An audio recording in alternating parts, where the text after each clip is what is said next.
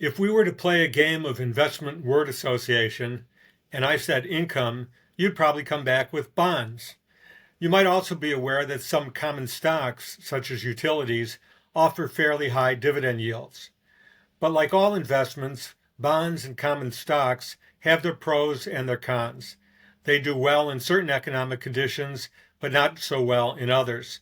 So it's worth your while to diversify your income portfolio across some other types of investments that have distinctive benefits of their own.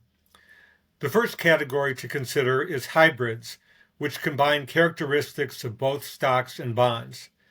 This mixture of traits means that these securities don't move up and down in lockstep with either bonds or common stocks. Now, one category of hybrids consists of preferred stocks. They generally pay higher dividends than common stocks, and those dividends are less vulnerable than common stock dividends to being reduced or suspended at the discretion of the board of directors. Many preferred stock dividends are qualified, meaning they're taxed at a lower rate than most taxable bond interest payments or common stock dividends. Also in the hybrid category are convertibles. There are both convertible bonds and convertible preferreds.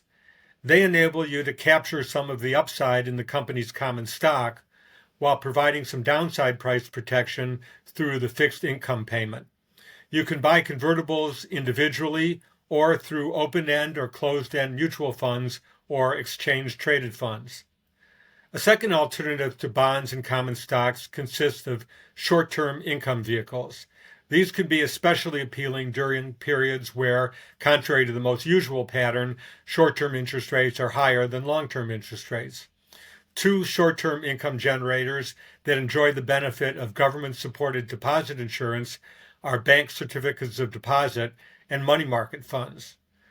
Package products are another category to consider. The great advantage of these investments is that they enable you to obtain wide diversification without having to monitor a huge number of individual securities. Closed-end funds are made up of underlying assets such as corporate bonds, municipal bonds, real estate, or preferred stocks, among others. Many of these funds use borrowed money or leverage to boost the yield that they deliver to you. Just be aware that the use of leverage also increases price volatility. In the package products category as well are open-end and closed-end funds and ETFs that enable you to invest in bank loans. Their holdings pay floating rates of interest tied to specific market rates. This gives you some protection if interest rates rise due to an increase in inflation. An additional benefit is that the underlying assets, bank loans, rank higher in the company's capital structure than bonds or preferred stocks. That means you're better protected against any credit quality deterioration that might occur. Finally, there are pass-through entities which offer certain tax advantages. They're tied to energy or real estate, and they include master limited partnerships, real estate investment trusts, and royalty trusts. For detail on these vehicles, see our Income Securities Investor blog post titled Alternative Income Investments Beyond Stocks and Bonds.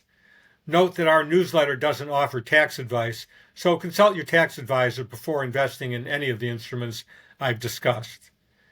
Much success to you in developing an income portfolio that achieves your goals. Thank you for listening.